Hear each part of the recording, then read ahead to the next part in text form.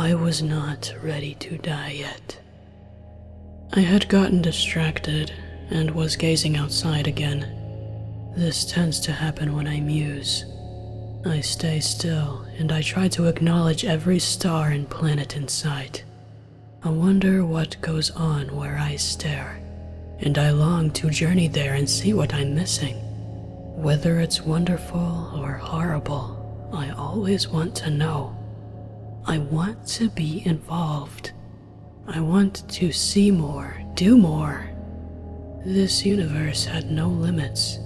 It was supplied with countless opportunities that were begging to be taken, begging every second of our lives. I had at least 3 more centuries ahead of me, and I could keep exploring our beloved universe if I were to live. If the control brains decided to deactivate me after all, I wasn't going to stand for it. I would resist. It was not time for me to die. If it was, if my pack really was an endangerment to me, then let it kill me. It was a risk I was willing to take.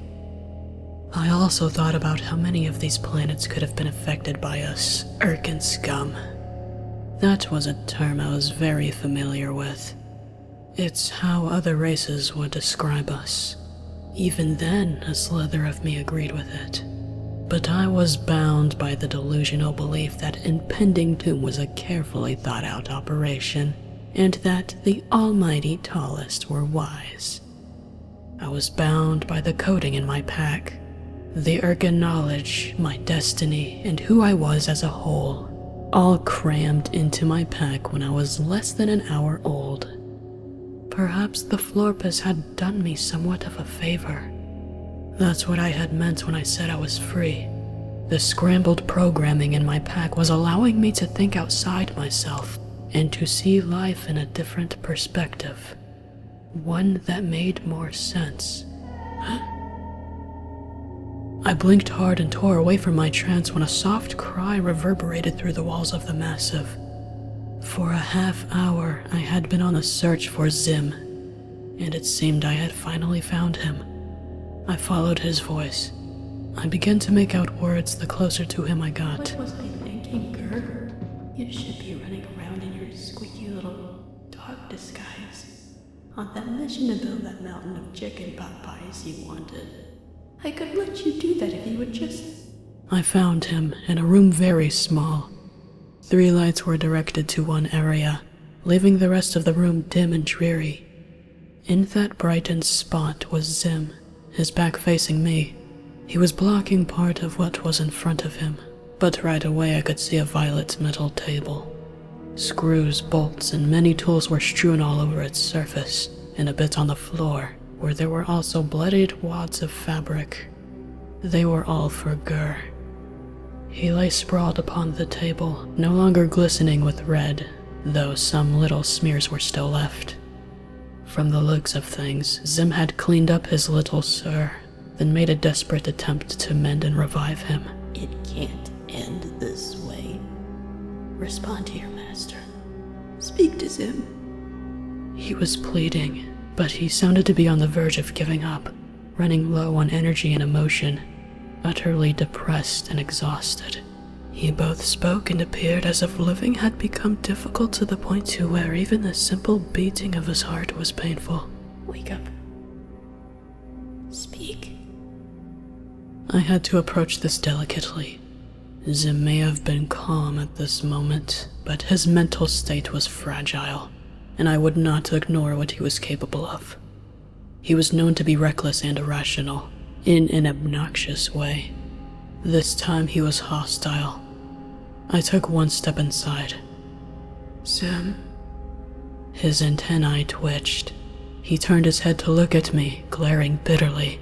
I raised my hands up evenly to signal that I meant no harm, as I very carefully inched closer. I stopped when Zim whirled around to face me, backed up all the way against the table, and shielded Ger as much as he could with both arms, visibly letting me know that the distance between me and them was close enough.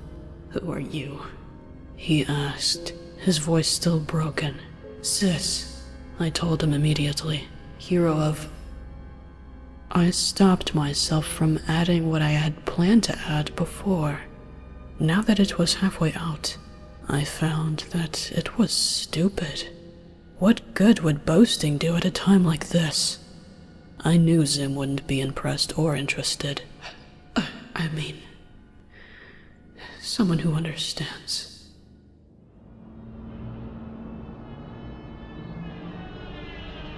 As if the lengthy silence that followed wasn't uncomfortable enough, Zim's expression darkened.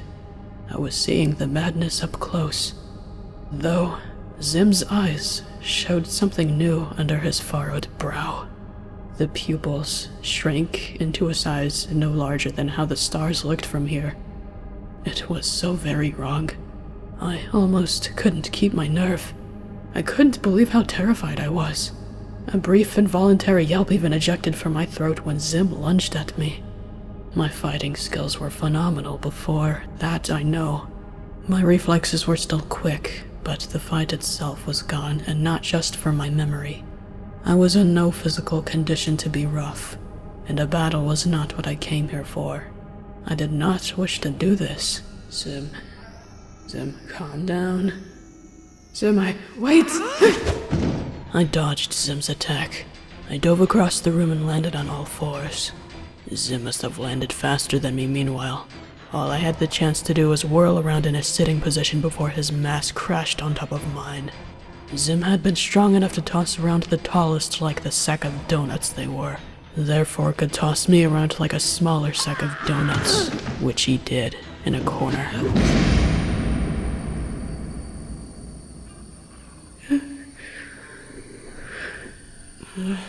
The impact was tremendously overwhelming. I might have even blacked out for a second. I wasn't sure. There was more electronic squealing that might have been audible to only me.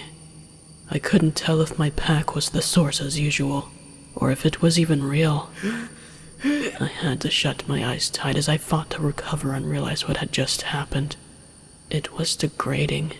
Zim was one of the smallest. I was one of the biggest. How puny did I have to become to be beaten so quickly like this? Then again, those guards were bigger, probably more experienced than I, except for the one that ran away frightened, of course. Also, I wasn't fighting back, and still wasn't planning to. I was big, I was strong, but I had no fuel. Zim had fuel, provided by his own insanity, it seemed. My vision was starry and cloudy when I did my damnedest to pull my eyelids apart. I made out colors, but no solid shapes. Green and 2 slits of magenta. I already knew it was the face of Zim. I'm finished playing these games. I am finished. Do you hear me? His gravelly whisper was louder than the buzzing, and it tickled. I tried not to squirm. They played games with you. I don't do that, Zim. Why else would you follow me? You don't understand me. My vision cleared, making it easier for me to make eye contact. But the way those eyes looked made me not want to. Believe me, Zim, I think I understand more than anybody else. I was thrown onto the floor I hadn't noticed I was hovering over. I heard the whirring of pack legs extending. Zim backed away with his back and shoulders arched in defense, allowing me to pick my pathetic self off the floor. He pointed at me with a hand that wasn't clenching a screwdriver, voicing his assumption. You want to start from square one. Play nice with me. Get me to trust you so you can just... Something distracted him from finishing. After a short pause, he asked, more quietly and curiously, Why are you like that? I knew what he meant. I finally managed to stand up after stumbling a few times. When I did, I humbly turned around to show him details. The tallest, that's why. Zim's pack legs withdrew. His rage was visibly half replaced with confusion. Those two ruined me, I said, painfully and sincerely. Zim blinked his expression away, and it became blank. His eyes were back to normal, to my relief. I looked at Gur's still form on the table. They also had my Syss unit ripped away from me, but you at least have the body of yours. Zim trembled indignantly. You think that matters? There's nothing in this body. It can't report for duty. It can't laugh or run around in circles or... He too looked at Gur, and his antennae drooped like before, despairing at his failure to fix Gur, and despairing at the thought of a life without watching him do the things he just listed for me. He turned away, glaring again, more depressingly this time. This feels so terrible. That human. How could she say something so stupid? Love is a strength. It's just weakness and pain, just as I expected. Look what it's doing to me. I hate it. I hate it. Gur and Minimu shouldn't have been so dear to me, but they were. Now they're nothing. They're nowhere. He raised his fists to his chest. My insides feel like they're being poisoned. It hurts so much. Killing the tallest didn't even help. Zim. I couldn't think of anything more to say than his name. I must have been the only Irken alive that wanted to comfort him. He did so many horrible things, but were half of them even completely his fault? He was technically ill, and like the rest of us, programmed by default to feel nothing that was too soft for our liking. Whether or not those simple facts truly justified his criminal acts, I felt the need to forget them, at least for the moment, and support this flawed soldier. Zim resumed his rant. That Dim and Sita, they should have let me die. Then Gur would have lived, and I wouldn't have learned that I sent Minimus to his doom. Why do humans have to be so confusing? I tried to destroy their world, and they saved me and talked to me like I'm one of their own. He was referring to his suicide attempt and the humans that stopped him. They forgave you, I stated. Zim looked at me dumbly. Doesn't the recipient of the forgiveness usually have to apologize first? Why are you pitying me? Why does this keep happening to me now? Because you're acting differently. The human creatures may have had a different reason than I. Their morals differ from ours, clearly. I told you why I'm here, though, Zim. I understand. I came to let you know that you're far from alone, and that I don't hate you. I tensed my legs, ready for Zim to get physical once again, just like the first 2 times I claimed to understand him. He felt insulted and betrayed, I was aware. He thought I did not mean it, and that I was only out to get him. Furthermore, he was probably going through more than I truly realized, and it probably wasn't fair for me to say as if I knew all about it. It was likely that he still would have snapped if he did believe me. But my words calmed him this time. There was a sad, desperate longing in his expression, not easily visible for the common eye. These subtle details were strong to me. He wanted, needed for someone his kind to care for once. I could see it. That naivety he always showed through the monitors of this ship, but in a different form. Despondent. I stared into his sad eyes with what I hoped was a sincere look. Not too hard, not too soft. He looked back, in silence at first, then looked at the dead, black-eyed Gur, then back to me again, tipping his head up instead of down. What was your Syss like? He asked, his tone void of any suspicion or malice. I held my breath at the question. I hadn't seen it coming at all. Zim was showing interest and empathizing. I knew this occurrence was rare, and I didn't want to chase it away so soon with something stupid or offensive. Several images of Eros crossed my mind, and my heart cramped. I wanted to tell Zim everything about my Syss, how faithful, how loyal, how smart, how unique he was, and more. I wanted to tell Zim of the times when Eros fought to keep me alive, and when finally he sacrificed himself for our former tallest and I. But I did not want to run my mouth. I did not want Eros's story to be explained like everyone else's. Zim hadn't asked for his story anyhow, only what he was like. Saving the rest for another time, I croaked one strong word. Irreplaceable. Zim nodded slowly. You say you lost him, so you have that poisonous feeling. How do you make it go away? I looked at the stars again through the only little window that was here. I don't.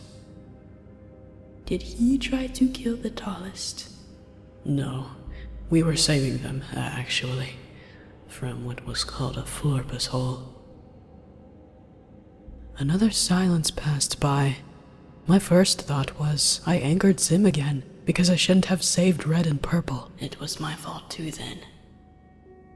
My focus on the stars shattered. I felt my brow crease with shock, confusion, and a bit of betrayal. What? I faced Zim, who was already glaring at the corner he slammed me into. Instead of clarifying, he shut his eyes and clamped his arms flat against his sides. Here, Syss, I'm ready. Do what I did to the tallest. I was taken aback yet again. At least 20 seconds passed before I could incredulously murmur, I won't do that, Zim. That's when Zim did explain, not shifting from his current position. I'm the reason that Florbus existed in the first place. So, I'm the most responsible for what happened to your beloved sir.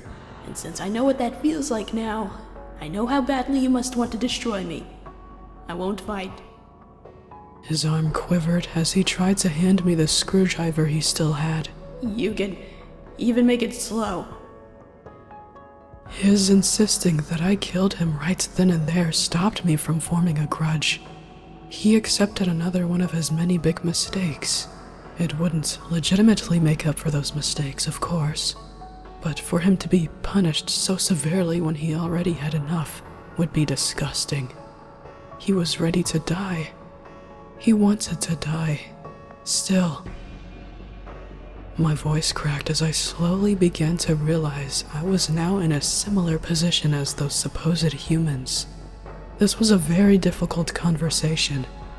The mixed feelings were making me sick. The brand new principles of right and wrong were making my head throb.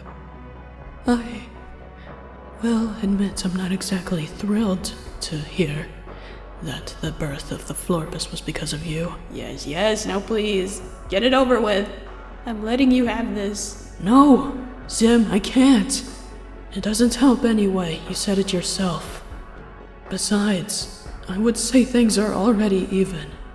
I reached inside my uniform collar. And if I destroyed you without showing you what else I'm here for, you would regret letting me. My fingers found the item I was looking for, and I pulled it out for Zim to see as I approached him, this time too stubborn to respect his space. You would regret it. He gritted his teeth at the thing I held out in front of me, and right in front of him, the thing that allegedly killed Gur. Clearly aggrieved, Zim scowled at it and quietly demanded, Get that cursed thing out of my face. I did as he wished. I'm not here to make things worse, Zim. I want to help. Zim put aside his desire to part with the universe, annoyed with me. What? How? How could you possibly do that? Did you hear what it said? What the tallest said? Gur is gone! Shut down! Erased! Not in the way they put it. I calmly told him.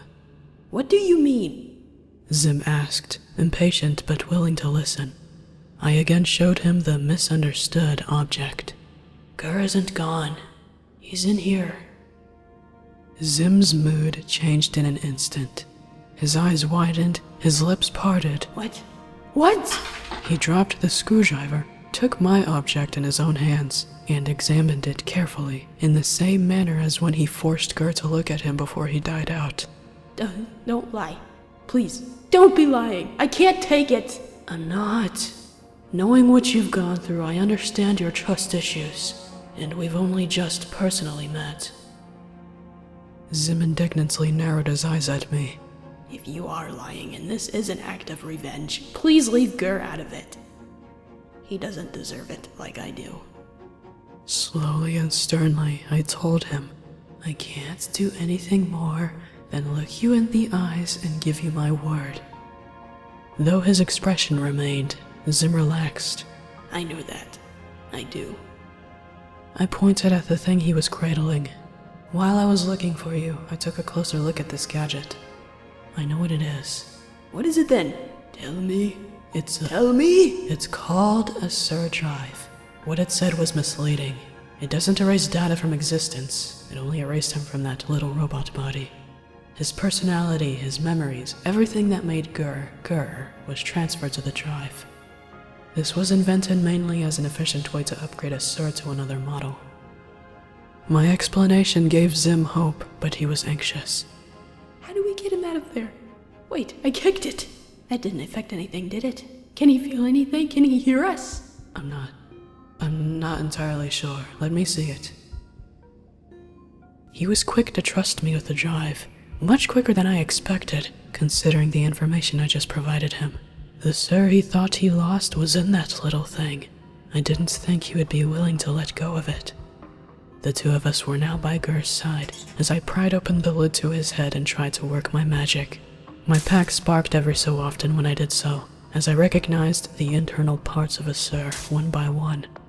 Gur's assemblage was a disaster, and the sight of it alone made it obvious that he was not built with the slightest bit of care. I was surprised that he was able to function at all. Zim began to prate on about an incident that happened back on Earth. It seemed to help put him at ease. We had a similar situation happen once. I wasn't as worried then because he didn't shut down like that, and like I said, he's taken worse damage. He really did explode, you know. More than once. Anyway, the house, me and Gur, we were trying to fix the brain to our house. Our fake, computer-y Earth home. I was too high above to see what went wrong, but I think he got in the way. When I came back down, he was out. And I could hear his voice coming from where I'd normally hear the computers. He could control everything in the house. Gur was the house for a long time. He didn't want to come out until he realized he couldn't eat the human food he was attached to. I could tell by his chattering away that Zim had warmed up to me. I concealed my amusement at this. I take it that's an example of what you meant when you said he wasn't useful in the ways you hoped for. Zim nodded sadly. Yes, but I kept him around. He needed me. I spared him a small smile. You're a good master. Zim may have returned the smile, but I had to focus my eyes on Gur's internal structure. There was a plug-in that I needed to locate. I was beginning to worry it wasn't here. I let Zim share his thoughts while I kept mine to myself. He's been more useful lately, as you probably saw back there. That's the longest I've seen him stay in duty mode by himself. The tallest got to him as well as they got to me when they told us the full truth. And nothing ever gets to Gur.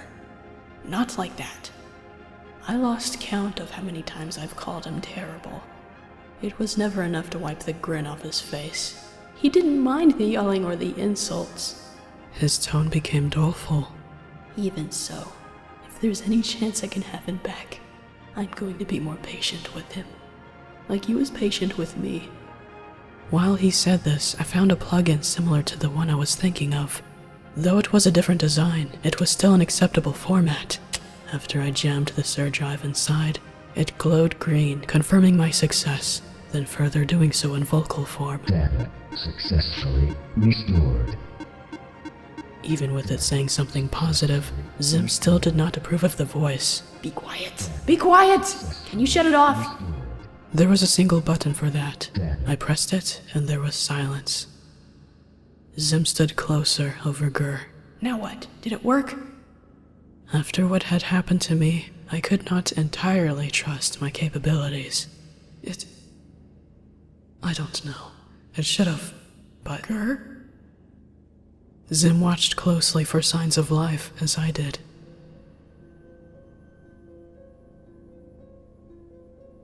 Half a minute passed by with nothing new, and my heart sank. I felt terribly guilty and discouraged. Zim's face and antennae fell. No. What's wrong with you? What's wrong? I looked to the floor. I think I know. When using a Syss drive, you see, the Syss is meant to be in sleep mode. Gur was still on, which was why the removal was painful for him, and why the display of it was alarming. He may bounce back slower. Zim leaned over the table, impatiently trying to meet my eyes. But he will bounce back. You are sure he will? I'm not sure. I won't lie to you. I'm sorry. Before Zim could push me further, a bright red blurred in my peripheral vision. I shot my head up to see it, but it vanished. It had only lasted a decisecond, but Zim had seen it. He froze in anticipation. Gur's highlights flickered. I had missed it the first time, but thankfully it wasn't the only time. Zim could hardly take it anymore. He almost tripped over one of the tools on the floor as he scrambled to where I was standing, nearly running into me. He placed a hand on the little robot's chest. Gur, come on, Gur, show me you're all right. Gur flickered red again, though that's all that kept happening. That's a good sign at least, I offered. Zim raised his voice at me. Not good enough. He's struggling. He shouldn't be struggling. I told you it may be slower. Zim said nothing else to me, now focusing on nothing but Gur's progress, which was declining. For 15 seconds too long, he stayed black. With the hand that wasn't touching Gur, Zim formed a fist. No, you can't give up. I let you get away with a lot of things, Gur, but I'm not letting you get away with this.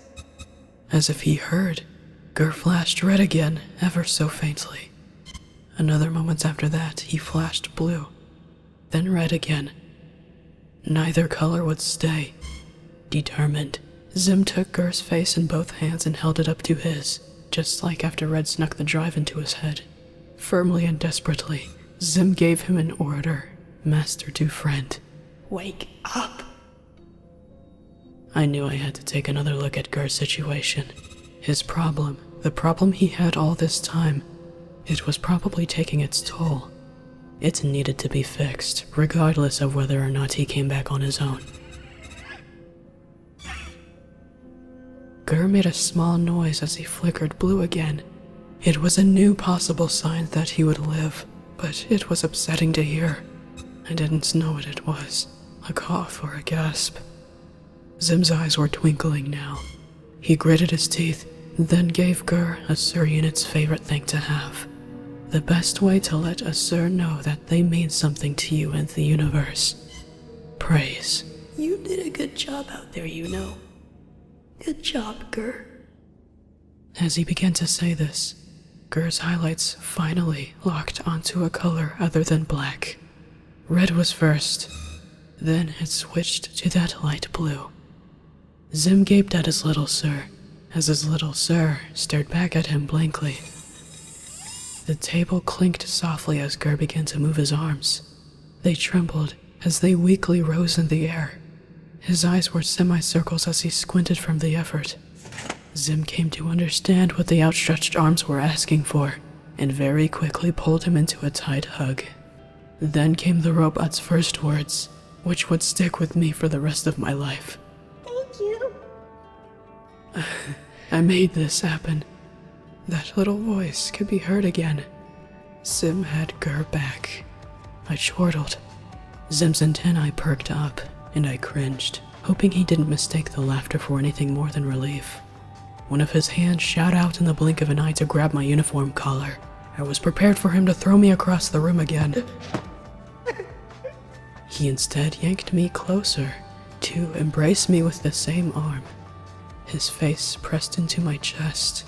I heard him hiccup. I froze at first. Hugs were a rare thing to want as an Irken. I brought one hand to Zim's pack, and the other on top of his head, and suddenly it wasn't weird to me anymore. Gur, still cradled in Zim's other arm, reached around to accept me in the bundle of emotion.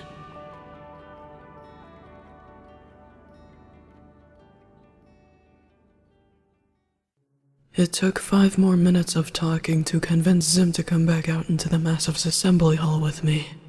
I was thankful it didn't come to me having to drag him. He dragged himself, still pained and bitter. Though I could tell he was not angry with me for making him leave the little room that had been his comfort zone. He seemed submissive with me almost, but that could have been my self-regarding imagination. Zim failed to go 5 seconds without turning his head to check on Gur, who was tottering close behind, at least as close as he could.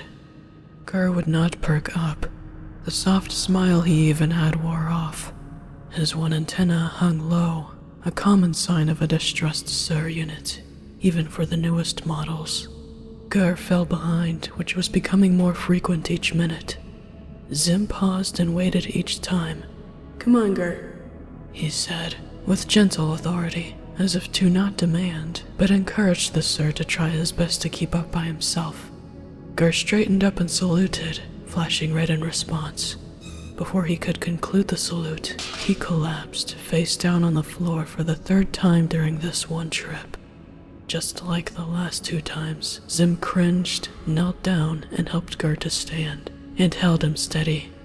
Before, every time Zim let go to lend Gur the responsibility of standing up on his own, he would stumble, and Zim would catch him and keep holding him until the wobbling ceased.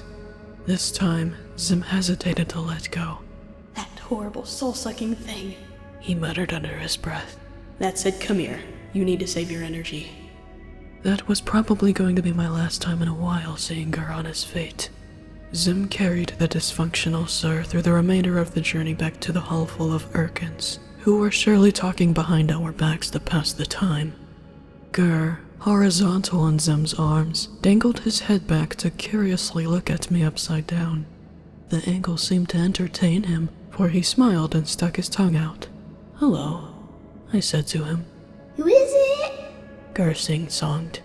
Zim introduced me before I could myself, even though the way he did so was very casual. His choice of words more than flattered me. A hero, Gur. This is Syss. She saved you. And she might be able to save us all from this madness. I'm done with the madness. I'm sick of it. Quite literally sick of the madness. Sick as in infected.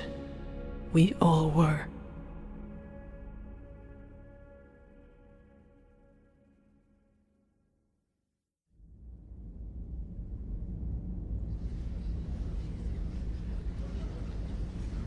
When the 3 of us were standing over our people once again, like our tallest had been 2 hours ago, anxious and angry murmurs were heard left and right from the other invaders. I studied them. I looked at their stupid, ignorant faces. Careless, though? I intended to find out shortly once and for all. If the once most shameless and stubborn defective wanted to change, how hard could it be to get these poor fools to admit the same? Professionally composed, unlike before, I inquired. Soldiers, what are you whispering about? They gazed upon me sheepishly. I hoped they didn't take to heart my threat to take down any departing ships. My experience with Zim was my first lesson of patience and understanding. Please, don't tell just your neighbor. I genuinely said. Tell all of us. We will work together, starting with coming clean. Work together? To do what? One Irken cried. We need the control brains. They have to tell us who our tallest is now. And whoever that will be needs to use the discussion we're about to have to make this better. I responded. What discussion? And Irken number 2 spat. Do we really need yet another drawn-out conversation over that ticking time bomb and how he's the one who should be dead? I looked behind me where he was pointing. Zim was too busy trying to give aid to Gur's impaired motor skills to defend himself from yet another put-down. Legally dead too. And Irken number 3 added. If his corrupted data didn't crash the control brains during his existence evaluation. That SIR is just like him. And Irken number 4 added. The tallest had him shut down, and yet there he is shut back on again. Why do the worst have to be so lucky? The Irken race shouldn't have to be tainted by physically and mentally broken wastes of space. Yet they refuse to just stop evading their fate and die like they're supposed to. Now Zim was angry. He stomped in front of me with his fists and elbows raised far behind him. Hey! Being in the worst condition isn't the same as being the worst. The worst wouldn't be strong enough to endure this much pain. I speak for both Gur and myself. He averted his eyes to the said robot, who happened to crumple to the floor once again just as soon as he stopped yelling. Zim turned back to the other soldiers with a look of grievance, and an open arm gestured to the fallen Gur. Look at him. Look at him, you fools! You dare say he doesn't deserve to exist when he didn't build himself out of scraps and paper clips? You dare speak as if I asked to be born a defective, or born at all for that matter? When I already just said in front of all of you that I tried to do the tallest the favor they so asked for. I tried. I gave up kidding myself. And I tried to escape this wretched life. I was so close. All the courage I had to muster to jump off that bridge, and then muster all over again when my back latched onto that bridge. He was not holding back at all. He showed us just how serious he was about this. Zim had an eccentric habit of murmuring and howling his words with a rather gaped throat, like one of the Massive's navigators when they addressed the tallest. But I noticed not even that was happening anymore. All I had left to do was break away from my pack. Zim continued, quieter now. He appeared to be drifting into a trance unlike any other as he recalled what he told. I thought with this one last task I would finally be gone. I would finally find a way to please my tallest and the rest of you. I would stop feeling pathetic and insecure, and I would stop feeling it all. And so, with a loose plank from the bridge, I disconnected my pack, and I fell and let fate do the rest. The polluted earth water swallowed me whole and started burning and choking me to death. As you all know, improper pack removal often results in temporary loss of consciousness. That's almost what happened. I was still faintly alert, but I couldn't move, I couldn't scream. I couldn't do anything about the horrible pain. For a second, a small morbid smile crossed under his once again teary eyes. Thankfully, though, my reaction to the horrible pain made me choke quicker, and I was out in no time. Stunned silence. I was almost there. Zim stated boldly. I did it. I did accept my fate, you clod. So if you're looking for someone to blame for the delay of my death, I am no longer an option. Because I tried. I was just as disappointed as you when I awoke and realized I was gasping for air. That filthy earth air, while lying on the filthy earth ground. Alive. Surrounded by the enemy. He looked conflicted about what he was trying to say then. He shook his head and neglected to finish it. He threw his arms open, leaning forward as he scanned the sea of Irkens. I'm vulnerable now if you can't tell. The weak is our prime target. So be big. Hurry while I'm still bawling my brains out. I got what I wanted. Come get what you want now. End me and be done with it, somebody! A whimper broke the second gap of stunned silence. Little Gur had crawled on all fours by his master's feet. He tugged at Zim's uniform, tears falling from his terribly grief-stricken face. How on earth was this Sir crying? I knew there were a lot of useless features the older models had, but shedding real tears was not one I could recall. Gur must have been a part of the very first model.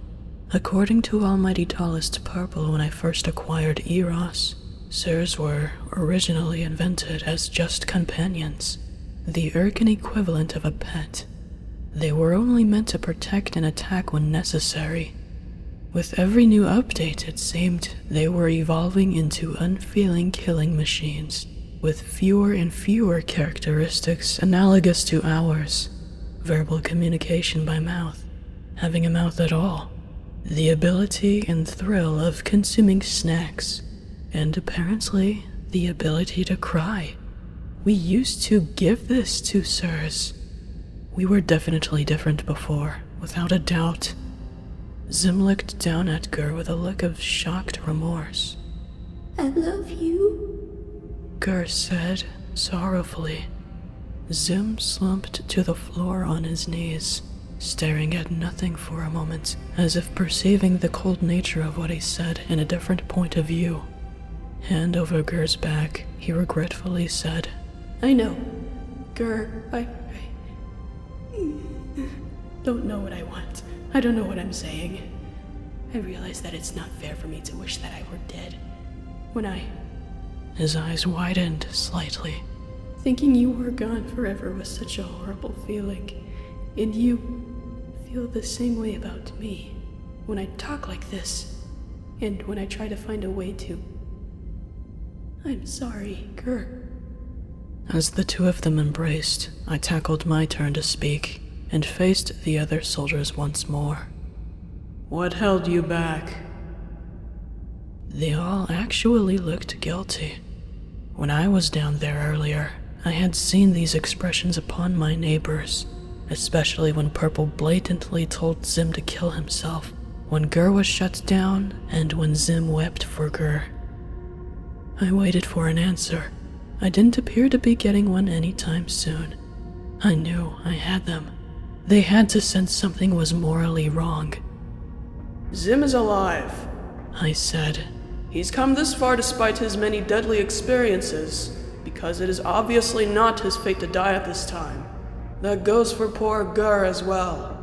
I glanced back to see the said Sir nestling his face into Zim's chest. I then raised above my head the thing that caused so much grief and confusion. This was not officially presented to everyone yet, but I know about this because I was asked to volunteer my own Sir as a test subject. I even pitched in to make adjustments during development. This is the new Sir drive, and it did not delete Gur's data, it downloaded it. Note that the Sir is meant to be asleep in the process, or else it could cause serious damage. Not only did the tallest lie about Gur being gone for good, they put him through an immense amount of pain by building him this way, and now, with the improper usage of this Sir drive, and all just to spite Zim, they made what could have been a fully innocent, fully functional Sir suffer as a part of a petty game. How messed up is that? Not as messed up as killing the tallest. Someone cried. I glared. Oh? As if the tallest didn't do that to dozens of us. Soldiers exchanged glances. Zim gave those two a chance first, I said. He wanted respect. Now, despite what you say about us only being here to fulfill our duties, you too want respect, and rightfully so, don't you? Did you ever get that? Were you given the things the almighty tallest promised you when they wanted you to leave them alone? Were they ever fair to you smaller soldiers out there who had potential and devotion despite your size? No. Someone begrudgingly responded. I squinted to see the one everyone else turned to. They were in my way. I craned my head up, which was no help. Step aside, I strongly ordered. Quickly the soldiers scattered, exposing one of the shortest little Irkens I'd ever known. He stared back up at me, his brow furrowed in mutual resentment. Invader Scooge, I addressed him. Conqueror of Blorch, home of the slaughtering rat people. You make a fine prime example of what I'm trying to say, brave soldier. Scooge's face lit up. Brave soldier? Of course, I said. Blorch is a terrifying planet, and you conquered it. Furthermore, you conquered that planet before everyone else conquered theirs. I see you being just a hair taller than Zim makes that all the more impressive. Still very depressed and still holding Gur, Zim said. He's been through many monster attacks. I saw him survive too with my own eyes. Scooge is very good. I nodded in agreement. And yet, no matter how impressive you were, Scooge, it was never enough to get the tallest to change their opinion of you. Yeah, that's right. Scooge confirmed in a defeated tone with a defeated shrug. Look at me, Invader Scooge, I respectfully told him as I faced sideways to expose my wounds. Even us bigger soldiers have suffered from the carelessness of tallest red and purple. At least you can be glad knowing you've been able to walk away unscathed. I want you to look at me and be proud that you're not in such a state. Because you're stronger than the tallest thought. Or perhaps they already noticed that.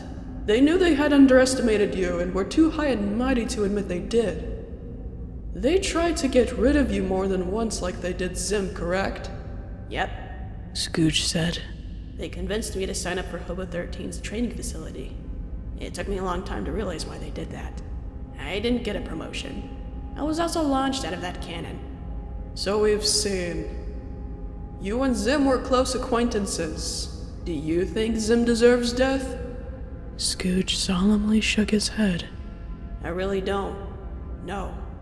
Even after the things he did? Yes. Why? Scooge shrugged. Because. You don't have a good reason in mind? Not right now, other than like Zim just said, it's not his fault he was born a defective. So wouldn't that mean it's not his fault his priorities are sometimes mixed up?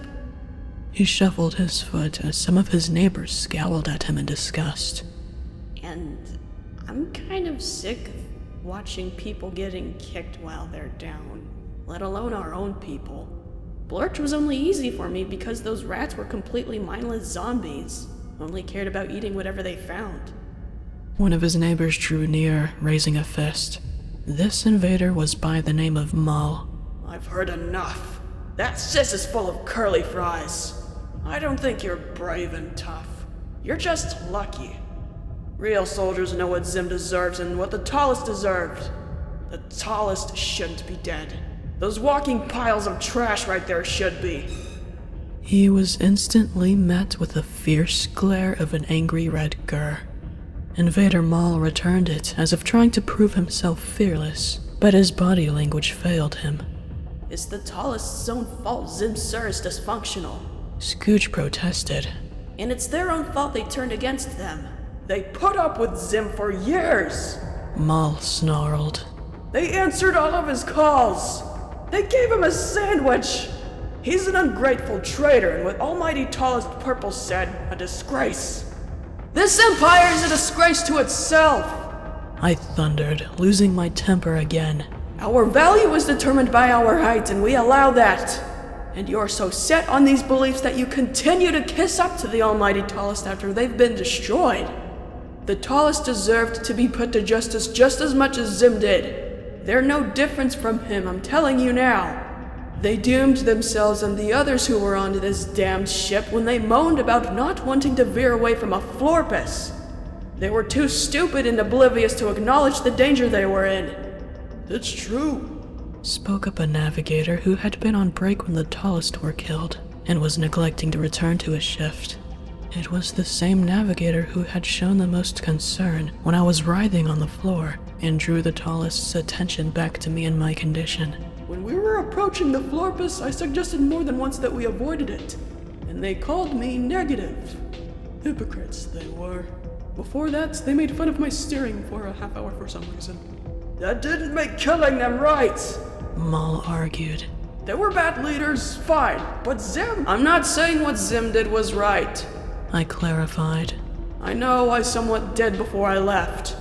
Maybe they weren't better off dead, but at least impeached or locked away or something.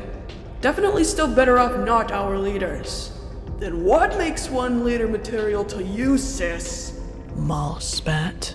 Someone who gives us stickers and lollipops for every little thing we do that we're already supposed to? Someone who transforms their soldiers into spoiled brats? No. I growled. Someone who isn't a spoiled brat themselves. Someone who doesn't let their position inflate their ego and cloud their reason and judgment. Someone who does not discriminate against anyone based on their size and rank.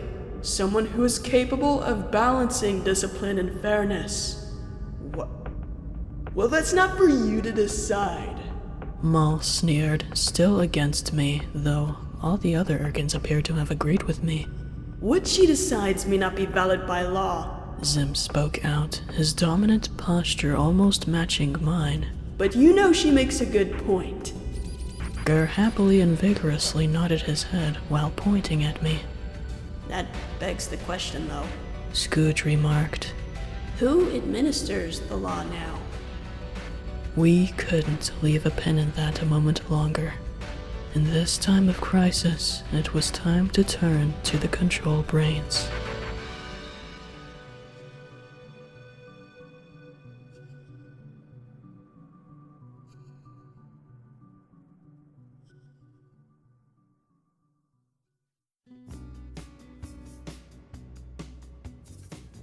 To every creature in this beloved universe, this is a space-wide broadcast from the Irken Empire. I can only imagine how disgusted you all are. You might want to hear me out, just for a minute, for now. My name is Syss. Irk's previous leaders, the leaders you've known for the past, 20 years? 25? Forgetting little things with the whole universe watching, damn it. The leaders you've known for a while, Red and Purple, are deceased. They were killed by one of their own soldiers. One of the hundreds of soldiers they mistreated, Zim. He was one of the first to realize the faults of our ways. I am another first, if that makes sense. As you may have known, Red and Purple, as well as Spork before his demise, have had a plan set in motion for years. A horrible one that affected billions of you. Drastic changes are about to be made. It is my honor, my greatest pleasure to inform you that impending doom too has been discontinued. We are currently taking steps to improve our system. So far that includes downgrading our packs, ridding them of the codes that made us these monsters. None of this may be easy for you to believe. You may not be ready to let your guard down, and that's completely understandable. I truthfully and sincerely hope that with time, you'll come to forgive us, even if we don't deserve it. I don't expect you to, not without giving you a reason. Not with a short, pathetic apology. No amount of apologies will make up for leaving the planet we set foot on in ruins, and destroying countless lives. We realize we cannot undo the past, or make you forget about it. But something is still going to be done about it. I promise to help this race make amends, and I believe I may have a good enough idea how. I'll first present it to our soldiers, and then to all of you. Expect to hear from me again in the near future. Until next time, Wait. Guff. Chatty little flying goblin thing with a diamond for a heart. Forgive me, I can't recall the name of your species. My memory was... At least I didn't forget everything about you. Guff, if you're listening, if you remember me, thank you. For treating me in such a way that was strangely refreshing to me. I look forward to the birth of over 1 million Smeets like you. Like you were, I mean. I highly doubt you're a baby anymore, judging by how long ago our last encounter was.